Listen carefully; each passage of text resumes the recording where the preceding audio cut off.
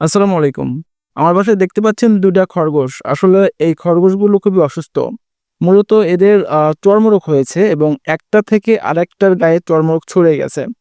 তো গতকালকে আমরা এই খরগোশ ২ টা এনেছি এবং আমরা এই খরগোশ ২ টার চিকিৎসা ইতিমধ্যে শুরু করে দিয়েছি।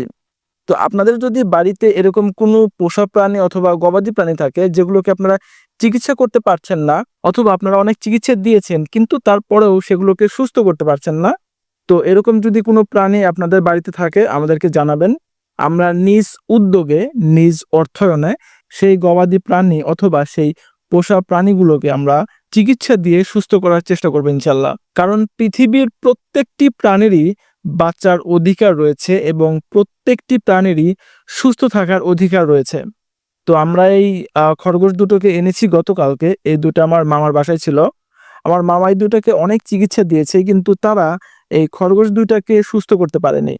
যে কারণে আমি এই খরগোশ ২ টাকে নিয়ে এসেছি এবং অলরেডি আমরা চিকিৎসা করা শুরু করে দিয়েছি। আপনারা দেখতে পাচ্ছেন এই খরগোশ দুটোর কান, মুখসহ পায়ে বেশ কিছু জায়গায় চর্মরোগ দেখা দিয়েছে। তো আমরা মোটামুটি ১ থেকে ২ মাস কন্টিনিউয়াসলি এই খরগোশ দুটোর চিকিৎসা চালিয়ে যাব এবং চেষ্টা করব এই খরগোশ দুটোকে পরিপূর্ণভাবে সুস্থ করে তোলার। আর এখানে উল্লেখযোগ্য আরেকটা বিষয় সেটা হচ্ছে যে আমাদের মধ্যে অনেকেই আমরা চিন্তা করি যে আমাদের পোষা প্রাণী যেমন খরগোশ, গিনিপিগ এগুলো কিন্তু মোটামুটি দামের দিক থেকে চিন্তা করলে এগুলোর দাম অনেক কম। যেমন আপনি মাত্র ৫ থেকে ৳৬০০ এক জোড়া খরগোশ অথবা এক জোড়া গিনিপিগ পেয়ে যাবেন। কিন্তু যখন এগুলো অসুস্থ হয়ে পড়ে, যখন এগুলোর জন্য ডাক্তার হায়ার করা লাগে অথবা চিকিৎসা দেওয়া লাগে, তখন কিন্তু বেশ কিছু টাকা ব্যয় হয়ে যায়। তো অনেকেই চিন্তা করে যে আমরা যে টাকা ব্যয় করে এর চিকিৎসা করব, সেই টাকাতে আমরা আরো এক জোড়া সুস্থ খরগোশ পেয়ে যাব। তো এটার চিকিৎসা করার দরকার নাই।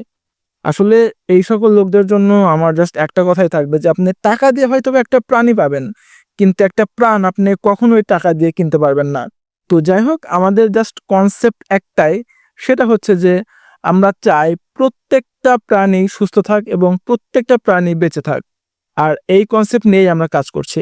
তো যাই হোক যদি আপনাদের বাসায় অথবা আপনাদের পরিচিত কারো এরকম পোষা প্রাণী অথবা গবাদি প্রাণী থাকে যেগুলোকে আপনারা চিকিৎসা দিতে পারছেন না অথবা চিকিৎসা দেওয়ার পরও সুস্থ হচ্ছে না, আমাদেরকে জানাবেন। আমরা সেগুলোর চিকিৎসা দেওয়ার চেষ্টা করব, সেগুলোকে সুস্থ করে তোলার আপ্রাণ চেষ্টা করব।